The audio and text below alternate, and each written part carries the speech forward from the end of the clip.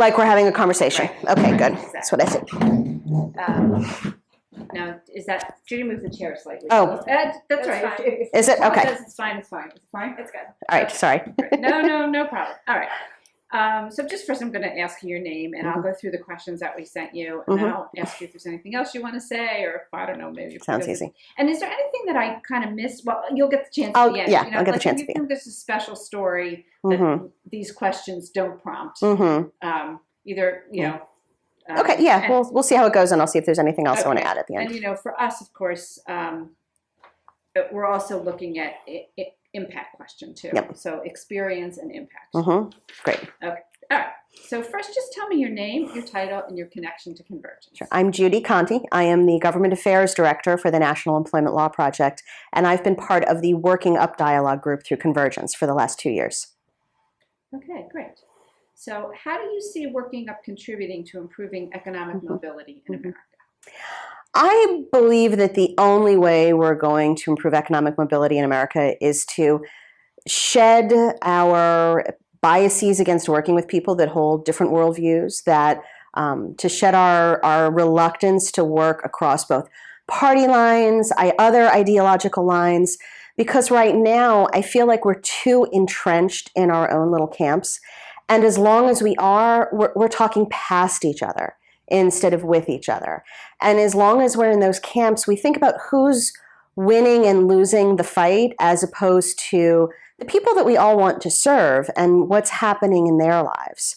So when we put down those labels, or we put down those preconceived notions, and we come together and we start talking about first our shared values and our shared priorities, and then we start working in a much more open-minded way towards solutions that will bring us closer to those shared priorities, then I think we finally start to make some progress.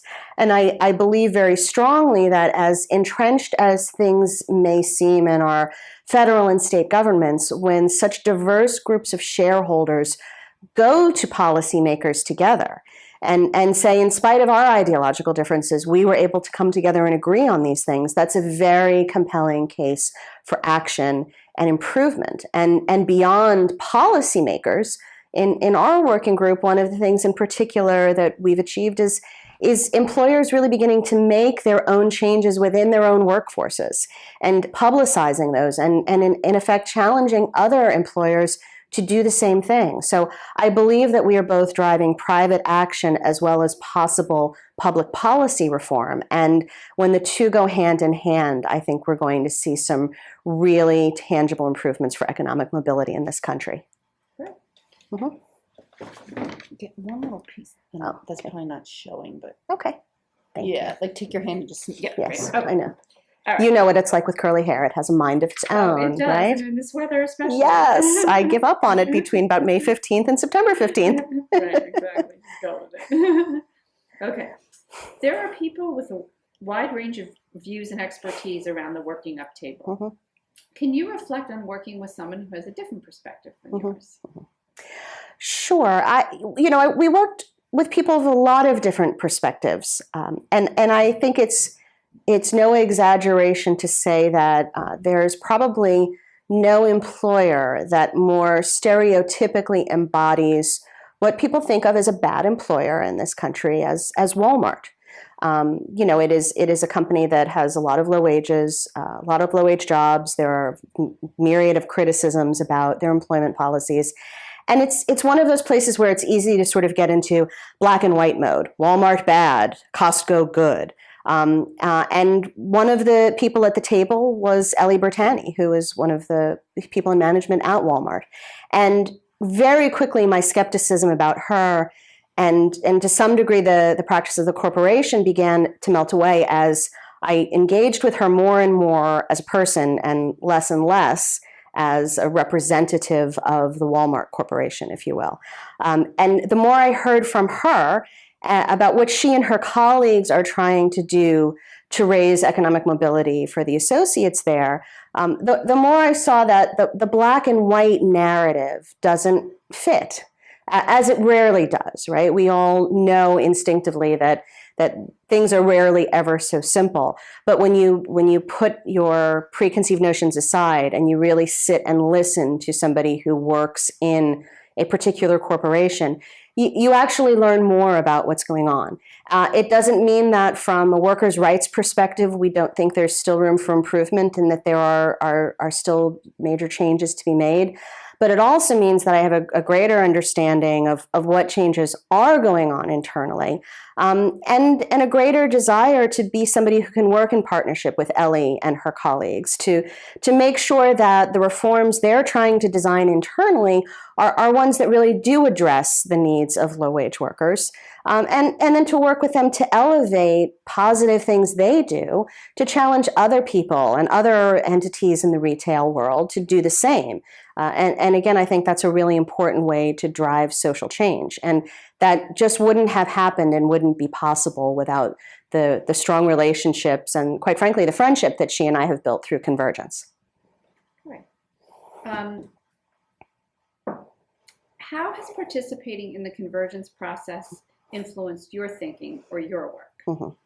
I have long been a strong believer in working on a bipartisan, sort of cross-ideological basis.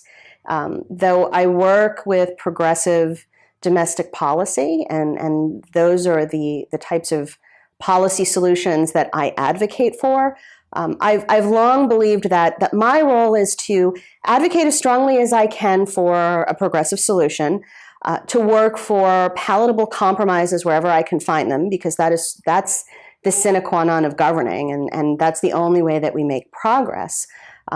So if anything, my work with Convergence has only confirmed my view of the importance of this kind of work. And quite frankly, I think we see so much distrust in government and so much failure these days in government because we don't converge, because we don't compromise, because we're not willing to get out of our ideological corners. And compromising isn't and shouldn't be a dirty word. It means that you come up with the best solution that can please multiple stakeholders and take into account their valid concerns. And processes like Convergence, the working up dialogue, the other groups that you do, hopefully can model to other people in both private and public sectors that not only is compromise possible, but it is highly desirable because it's the only way that we move forward. How have you, this is not one more thing, Mm-hmm. How have you been in contact with other participants in the Working Up Dialogue, not Mm-hmm. at the formal meetings, but around the meetings? Mm-hmm. Yeah. Between meetings, I've actually been in touch with a lot of different people. For example, last year in February, I believe it was, the Trump administration proposed a merger of a federal agency that's within the Department of Labor into the EEOC. And it was something that workers' rights advocates were widely opposed to for a variety of reasons. And actually the Chamber of Commerce and a lot of business organizations were also widely opposed to for some of the same reasons and for some different ones.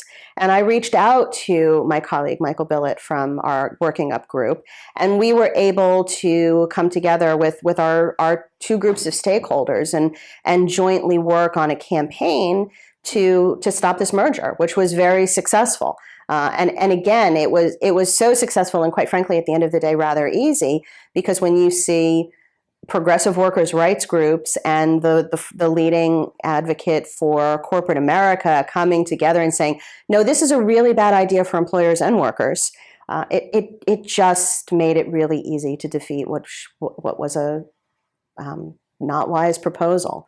So that's one very tangible example.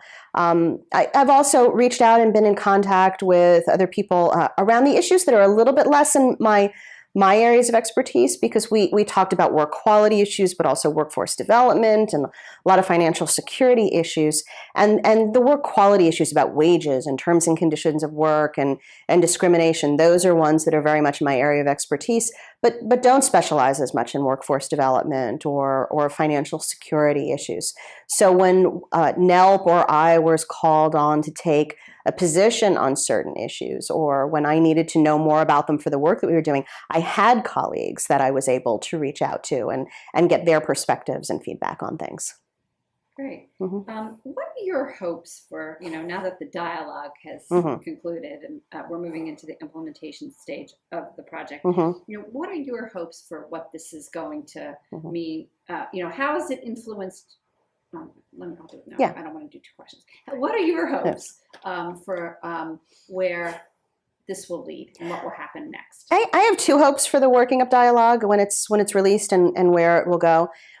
In the sphere of public policy, we've come to agreement on a number of issues in sort of the income security basket, in workforce development, and work quality, all of which we believe as a diverse group of stakeholders really are going to improve conditions for people who are struggling in this country. And I hope that when we can jointly go to policymakers at the federal and the state level and show our level of commitment, our level of agreement, and sort of it's more than just bipartisan agreement, right? It really is reflective of the full range of stakeholders when it comes to these really important issues. And I am very optimistic that will actually move legislators to introduce the right kind of bills for legislatures to pass those bills. There's a lot that can be done in an administrative level at both the federal and state level. So I really hope that we can drive some significant change in public policy. But beyond that, I also do think that some of our most fruitful work might be driving private sector policies as well. When we see the largest retailer in this country, Walmart, throwing down the gauntlet around raising wages and better working conditions and better educational opportunities for their associates, we know that other retailers are going to do their best to match that. It's all what's necessary in order to compete for the best workers and the best talent. And employers do realize that they're only as good as the talent that they hire. Workers are their best asset without any fail. So I believe that when we see our corporate partners like Walmart throwing down around better working conditions and better benefits, other retailers are going to have to match. When we see McDonald's trying to make improvements as well, it's going to be the same for the fast food industry. When we see these corporate leaders throw out their improvements and their good behavior, I'm very optimistic that it's going to drive other large employers and smaller ones as well to realize that they have to keep pace and make improvements in working conditions and compensation and benefits for their workers. And how has the project influenced your work at NELP? I think the project has influenced my work at NELP by, if anything, just really confirming my belief in the possibility and the necessity of coming together with unlikely allies. Again, I think it's the only way we're really going to get anything done, especially in the toxic climate that we find ourselves in these days. And I know there are many on sort of either side of the ideological spectrum that insist on some measure of intellectual purity, if you will, around the issues that they advocate for. And make no mistake, there are certain baselines that we just can't compromise on in terms of wages and working conditions and basic human decency. But there's just a whole lot of gray in there as well. And I think Convergence is a place where you come explicitly to work in and on the gray. And that's where the real change can happen. So my involvement with Convergence and seeing how people from both sides of the spectrum have really, if never shifted any of their core beliefs, but moved in all sorts of directions to accommodate priorities of their unlikely allies, while still holding fast to their own beliefs and striking compromise. It just reinforces for me the absolute essential nature of doing this kind of work. Great. What is your favorite part? What has been your favorite part of being involved in the Convergence process? I think my favorite part really has been seeing people just, sort of put down their shields, if you will. And I saw it happen a little bit more and a little bit more. We all come in at first guarded and needing to sort of uphold our institutional identities and priorities at all costs. And bit by bit, we shed a lot of that and work towards compromise where possible. I remember at the last formal meeting that we had when we were really down to brass tacks, and it was about wordsmithing, sometimes at a very, very granular level. You would think that that would be really unpleasant and perhaps hostile. And in fact, that was the time when we laughed and enjoyed ourselves the most.